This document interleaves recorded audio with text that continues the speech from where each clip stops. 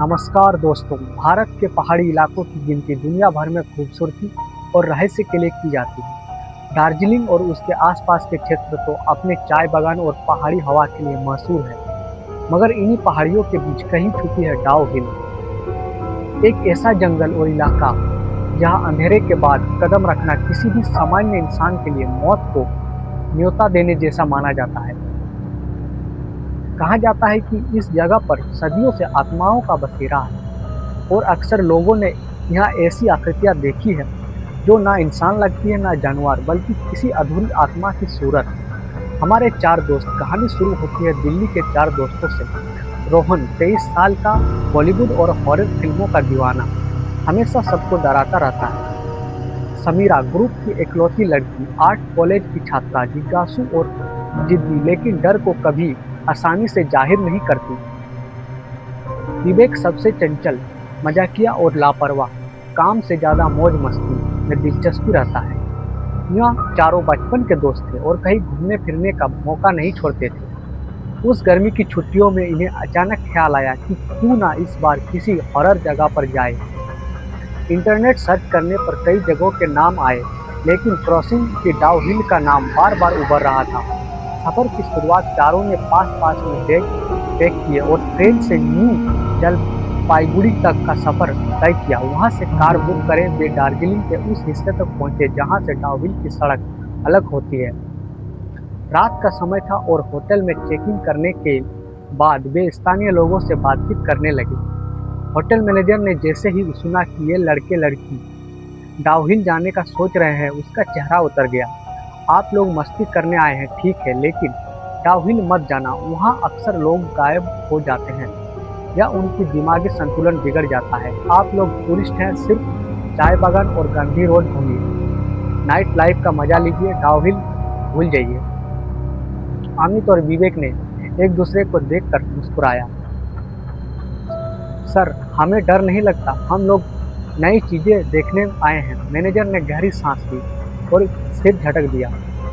डर नहीं लगता, यह तो सबसे बड़ा डर है, जंगल का रास्ता। अगले दिन सुबह के उजाले में चारों दोस्त तैयार होकर निकल पड़े। मौसम खुशनुमा था, लेकिन जैसे जैसे कार डाउ हिल के इलाके की ओर बढ़ रही थी, सड़क सुनसान और पेड़ों के छांव घनी होती जा रही थी। सीधे सीधे सड़क पर पड़ती धूप पेड़ों की लंबी छाया से टुकड़ों में बट गई थी। कहीं कहीं पर ऐसा लगता था जैसे पेड़ों के बीच से कोई उन्हें देख रहा हो। समीरा ने कैमरा हाथ में लिया, उसने हंसते हुए कहा, यह जगह तो फोटो खींचने के लिए परफेक्ट है, लेकिन सच कहूँ तो थोड़ी अजीब सी फीलिंग आ रही है। रोहन तुरंत बोला, तू डर मत, अगर भूत मिलेगा तो मैं पहली सेल्फी लूंगा। सब हंस पड़े, लेकिन भीतर कहीं न कहीं सभी महसूस कर रहे थे कि वातावरण असामान्य था। पहली चेतावनी, जंगल के किनारे उन्हें एक बूढ़ा लकड़हारा मिला। वो अपनी गाड़ी में लकड़ियां भर रहा था। अमित ने खिड़की से झुककर पूछा, बाबा, डाउ हिल का रास्ता यही है ना? बूढ़ा उनकी तरफ घूरता रहा, उसकी आंखों में ना जाने कैसा डर और खालीपन था।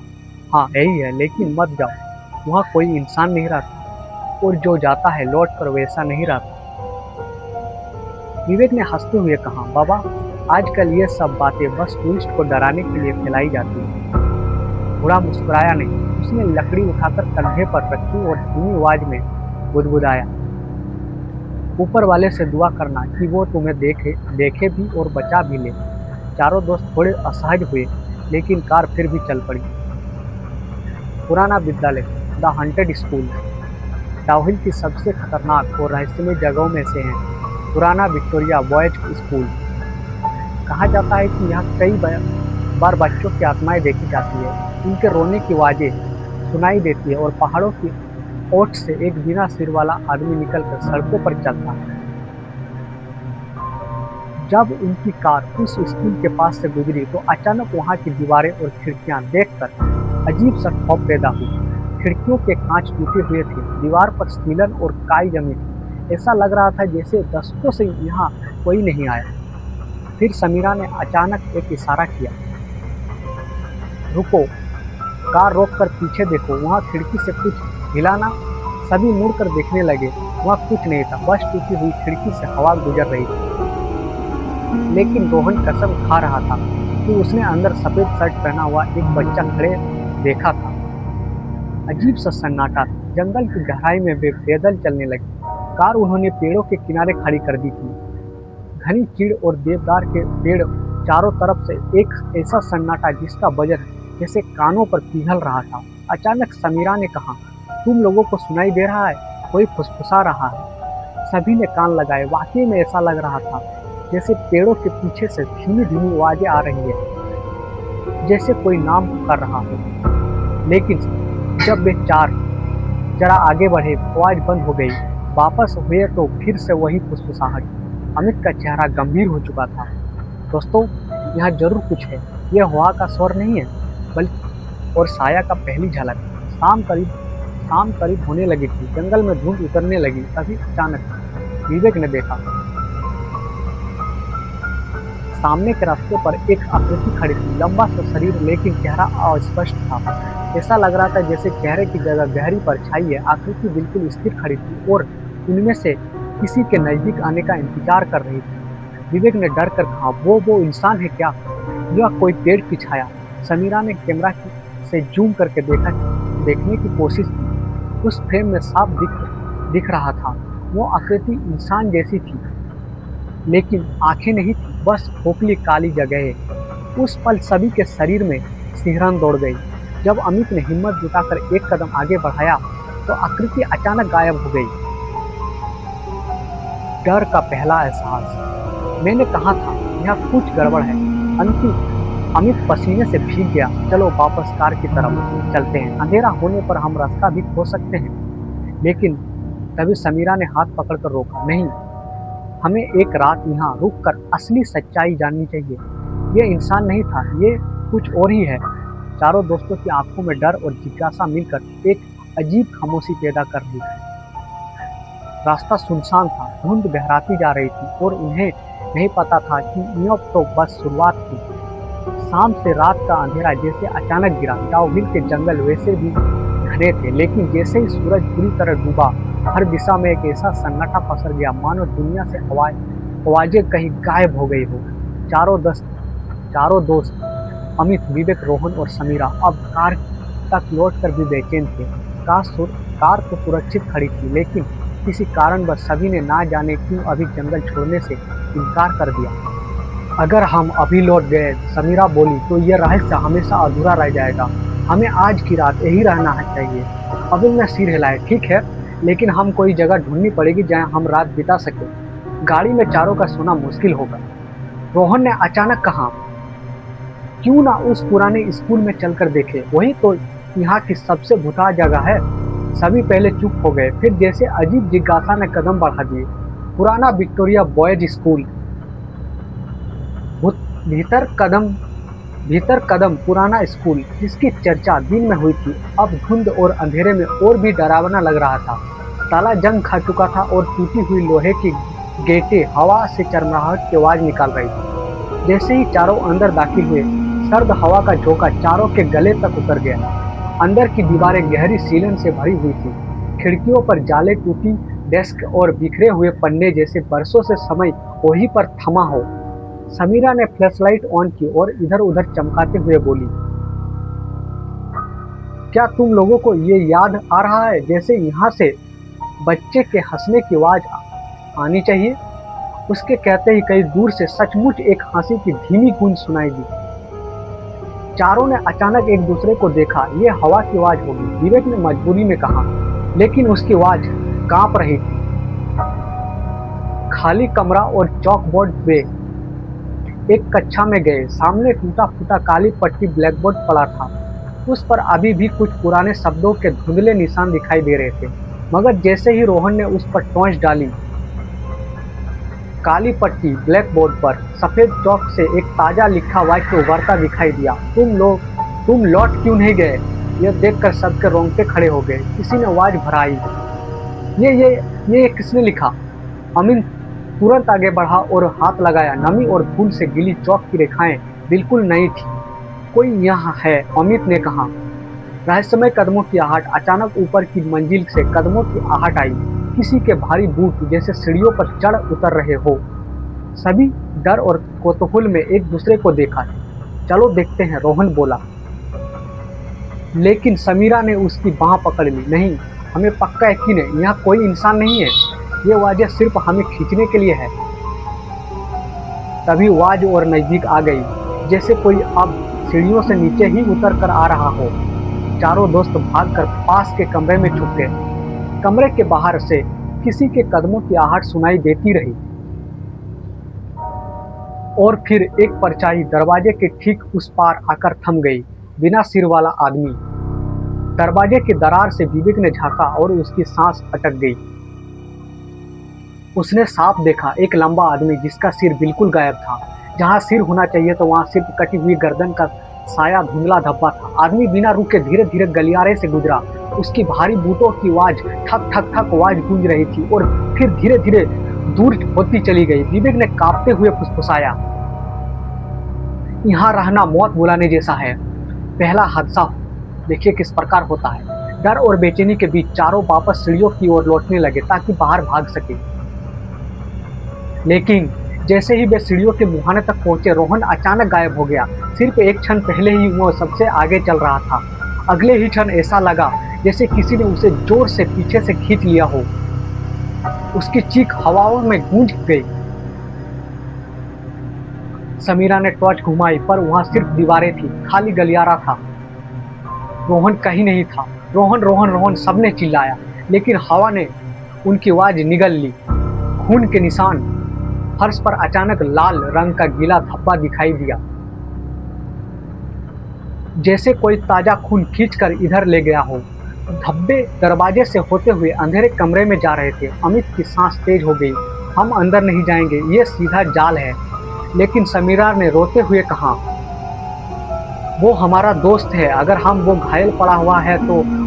बहस चल ही रही थी कि अचानक उस कमरे से रोहन की ही आवाज आई, अमित बचा लो, मैं यहाँ हूँ। यह आवाज इतनी धीमी लेकिन साफ थी कि सबकी रूह कांप उठी। पर जैसे ही वे एकदम आगे बढ़े, वही आवाज अब ठंडी और कठोर होकर गूंजी, तुम सब मेरी तरह यही रहोगे। भागदौड़ और अंतिम दृश्य देखिए। चारों में से अब 3 ही बचे थे। डर और घबराहट में वे भागकर सीढ़ियों से नीचे उतरने लगे। बाहर का गेट नजर आ रहा था। धुंध के बीच दूर उनकी कार खड़ी थी। लेकिन तभी चारों तरफ से फुसफुसाहटें बढ़ने लगी, मत भागो, यही ठहरो, तुम अब हमारे हो। गेट तक पहुंचे ही थे कि अचानक सामने फिर वही बिना सिर वाला आदमी प्रकट हुआ। इस बार वह फिर पूरी स्पीड से उनकी ओर बढ़ रहा था। अमित ने समीरा और विवेक को धक्का दे दिया, कार की तरफ भागो। लेकिन तभी गेट अपने आप बंद हो गया, धड़ाम से बंद हो गया। तो उन तीनों ने भागते भागते पीछे मुड़कर देखा। गेट पर खड़े उस साये के चारों ओर धुंध गड़ी होकर काले धुएं में बदल रही थी और उसी काले धुएं से रोहन का चेहरा उभर आया। लेकिन उसकी आंखें अब इंसानी नहीं थी, काली खाली गड्ढों जैसी थी। लोहे का भारी गेट अपने आप बंद हो चुका था। अमित, समीरा और विवेक ने पूरी ताकत से उसे धक्का देने की कोशिश की, लेकिन ये गेट मानो पत्थर का हो गया था। बड़ी सामने से धुंध में खड़ी वो बिना सिर वाला आकृति धीरे धीरे नजदीक आ रही थी और उसके पीछे अंधेरे धुएं के बीच चमक रहा था रोहन का चेहरा। परंतु यह रोहन का उस दोस्त नहीं था। उसकी मुस्कान बहुत ही ठंडी, डरावनी और अविश्वसनीय थी। उसकी आंखों की जगह काले गहरे गड्ढे थे जहां से गुजरती ठंडी हवा तक महसूस हो रही थी। तुम हमें छोड़कर कहाँ जाओगे? यह रोहन का बोल था। वो अचानक एक साथ 100 गूंजों जैसी हैरान कर देने वाली गूंज में आई। अचानक जैसे किसी अदृश्य हाथ ने समीरा की गर्दन को पकड़कर उसे पीछे झटका। समीरा गिर पड़ी और सांस लेने में रुकावट आई। अमित ने पूरी ताकत से उसे पकड़कर खींचा। हिम्मत रखो, यह सब हमें तोड़ना चाहता है। विवेक चारों ओर देख रहा था। परछाइयां दीवारों से निकल रही थी, जैसे हर दीवार पर कोई काला इंसान सा आकार हिल रहा हो। विवेक कांपते हुए चिल्लाया, यह जगह जिंदा है, यह स्कूल खुद ही हमें निगल रहा है। अमित ने समीरा को संभालते हुए अचानक पास के कमरे में पड़ी एक पुरानी अलमारी खोली। अंदर से धूल, फाइलें और कागज थे। मगर उनमें से एक कागज ऐसा था जिस पर बड़े अक्षरों में लिखा था, record of death 1930 to 1945। Amit ने टॉर्च की रोशनी डाली। पन्नों पर एक एक करके बच्चों के नाम थे और उनके सामने लिखा था, डेड केस अननोन। लगभग हर साल कई छात्र मरते थे और सारे रिकॉर्ड अचानक 1945 के बाद बंद हो गए। लेकिन सबसे डरावना हिस्सा था आखिरी पन्ना, जहां लिखा था, द वॉचर, निगरानी करने वाला, एक ऐसा साया जो बिना सिर के स्कूल की रक्षा करता है। जो कोई इस जगह की नींद तोड़ेगा वो हमेशा के लिए उसके साथ बंध जाएगा। एक कौन था वॉचर? अमित ने समझा, यानी यह बिना सिर वाली आकृति कोई भटकती आत्मा नहीं बल्कि इस पूरे इलाके का सांप है। वो बोल गया था ना, जो लौट कर वैसा नहीं रहता। शायद रोहन की अब इसका शिकार हो गया है। समीरा ने कांपते हुए कहा, मतलब रोहन अब हमें भी यही खींच लाना चाहता है ताकि हम सब हमेशा के लिए इस स्कूल की कैद में फंस जाए। अचानक चारों ओर की फुसफुसाहट और ऊंची हो गई। अब तुम्हारी बारी है, अब तुम्हारी बारी है। रोहन से सामना। अगले ही पल अंधेरे से रोहन की आकृति पूरी तरह निकलकर उनके सामने आ गई। उसका चेहरा आधा वही पुराना रोहन था और आधा धुंधलाता काला छेद। मैंने इतनी कोशिश की बाहर निकलने की, अमित, वो धीरे धीरे बोला,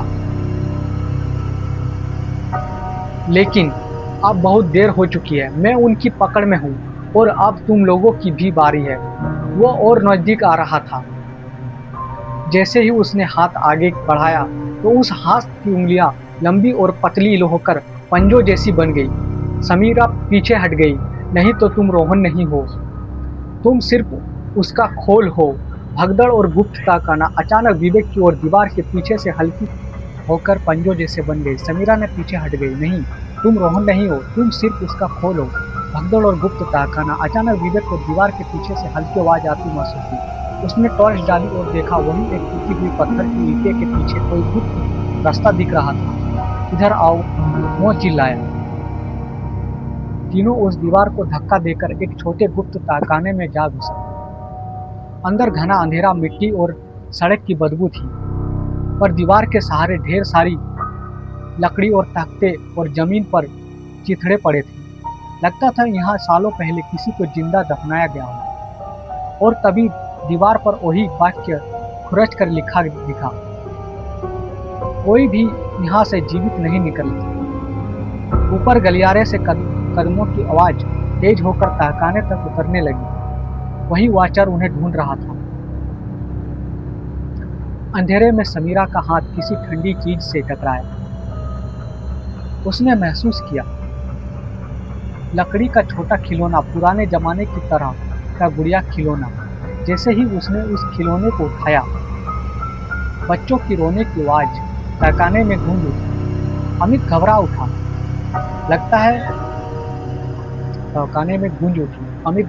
लगता है यही इस जगह का सच है। इन बच्चों पर कुछ हुआ था और अब वे हर नए इंसान को अपनी सजा में शामिल कर रहे हैं।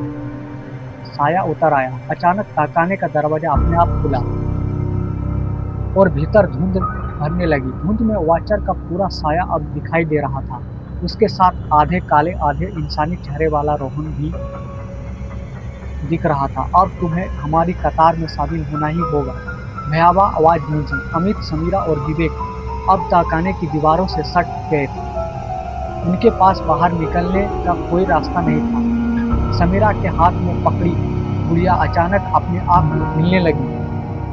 गुड़िया के मुंह से आवाज आई, उन्हें मत मनाना, सच्चाई तुम्हें बाहर निकालेगी। तीनों दोस्त हैरान थे। क्या यह गुड़िया मदद कर रही थी या यह भी उसकी खेल का हिस्सा है?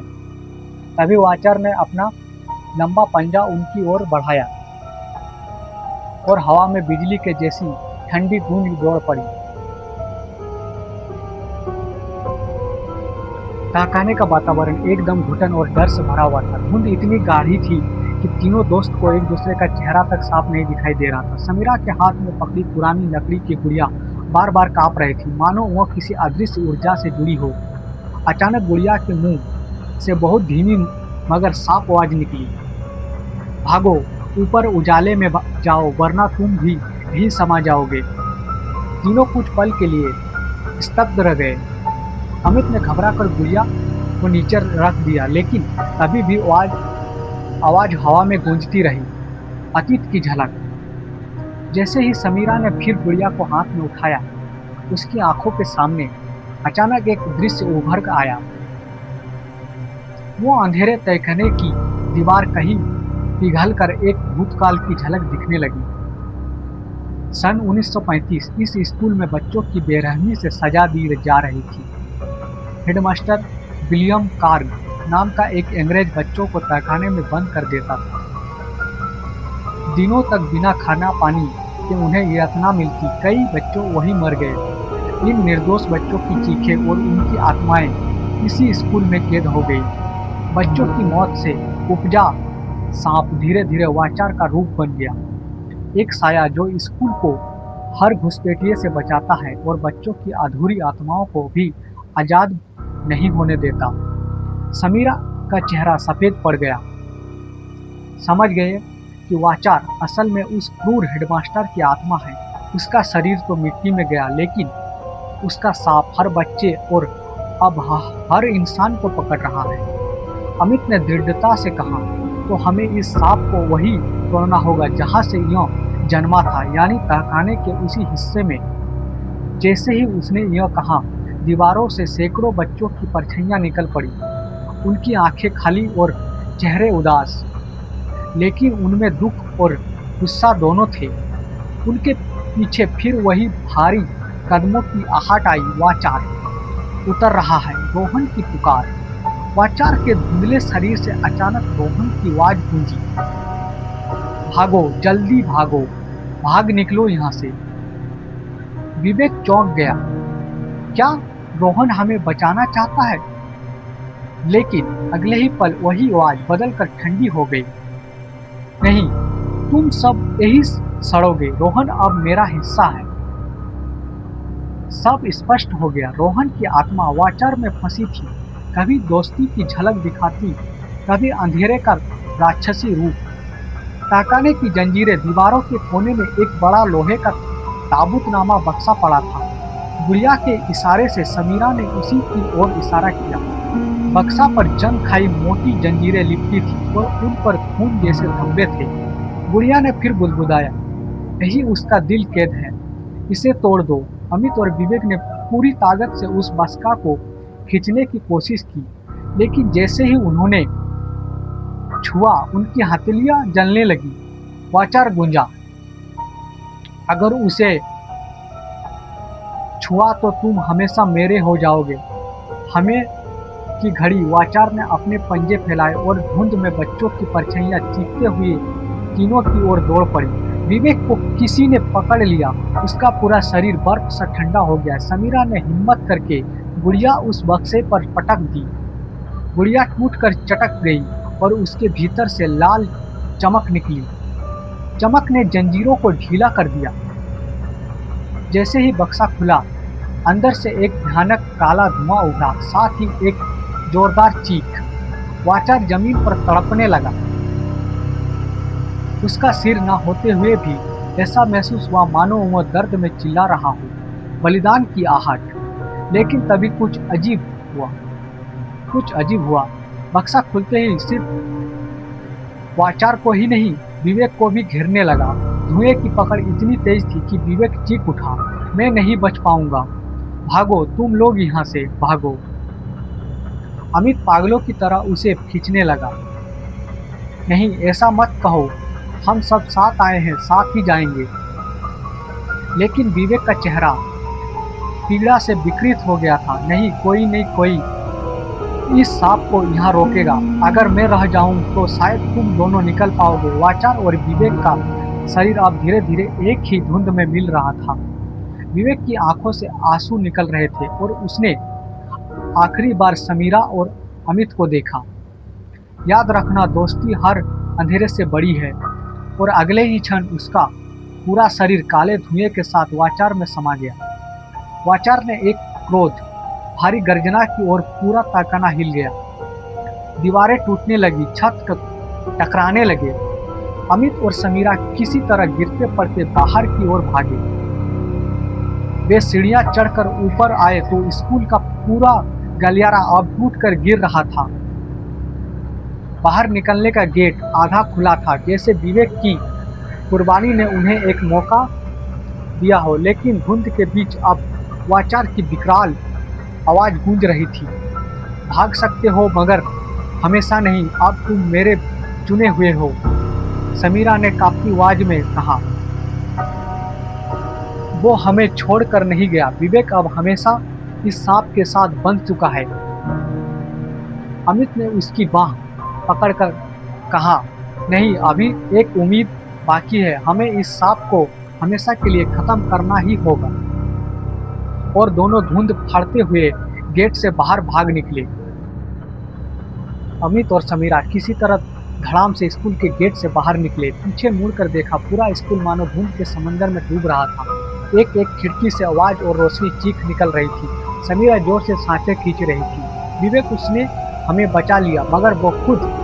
अमित की आंखों में आंसू थे, पर उसने दांत खींच लिए।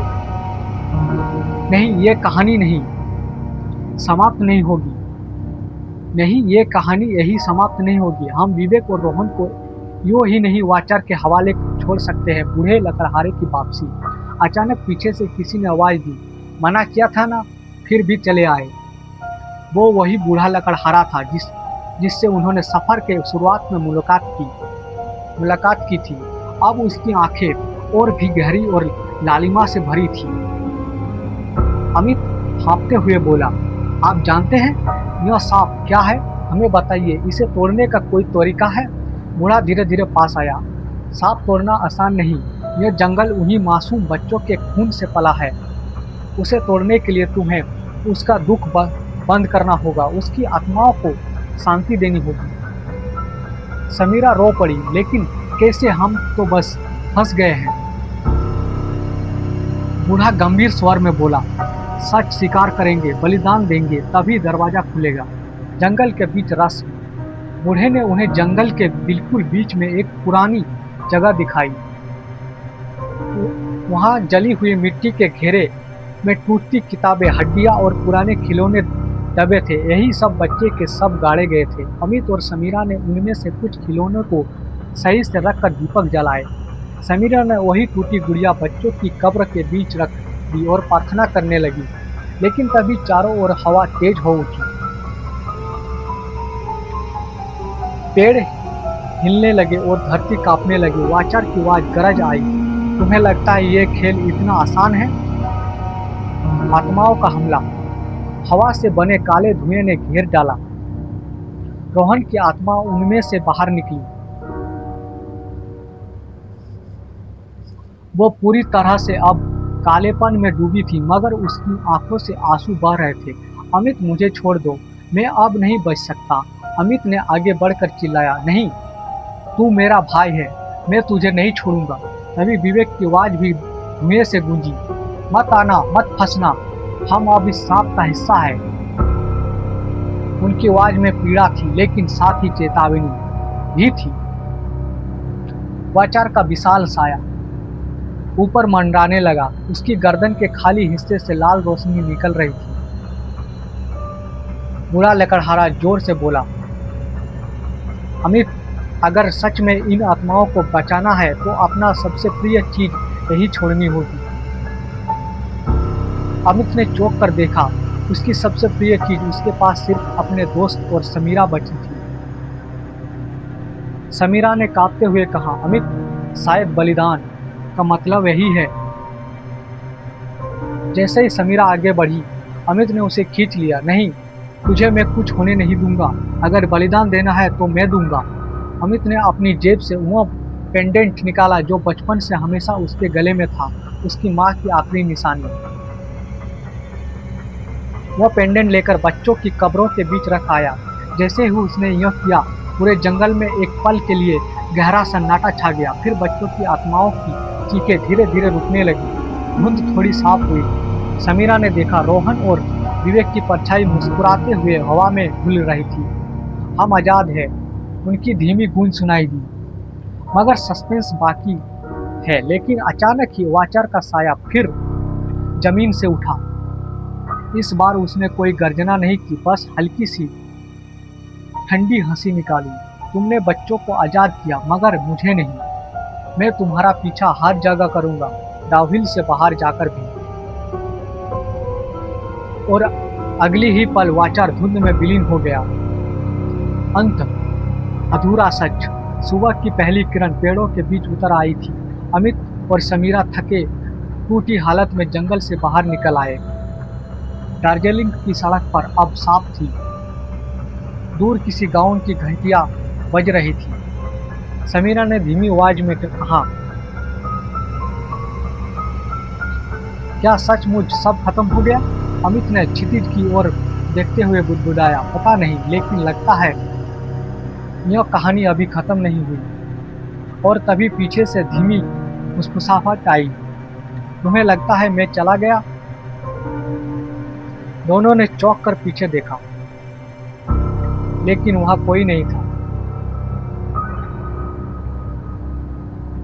यह था चार दोस्तों डाउहिल पर का रोमांच और डरावना अंत। दोस्तों में से दो, रोहन और विवेक, सांप का हिस्सा बन गए और उन्हीं की कुर्बानियों से बच्चों की आत्माएं मुक्त हुई। अमित और समीरा किसी तरह बच निकले, लेकिन वाचर का साया अभी भी उन पर है। वाचर का साया अभी भी उन पर है। क्या यह सांप कभी पूरी तरह खत्म होगी, या वो अब उनके साथ हर जगह जाएगा? यही है इस कहानी का अनसुलझा रहस्य। अगर आपको यह रियल हॉरर एक्सपीरियंस स्टोरी पसंद आई है तो वीडियो को लाइक करें, अपने डर और थ्रिल्स अनुभवों को कमेंट में लिखें, और ऐसे ही डरावनी कहानियों के लिए चैनल को सब्सक्राइब करना बिल्कुल मत भूलें। अगला पार्ट क्या हो सकता है? क्या अमित और समीरा सांप से पूरी तरह आजाद होंगे, या वाचर उनकी जिंदगी का हिस्सा बन चुका है? ये जानने के लिए बने रहिए द रियल थ्रिल्स के साथ। मिलते हैं नेक्स्ट वीडियो में, तब तक के लिए जय हिंद।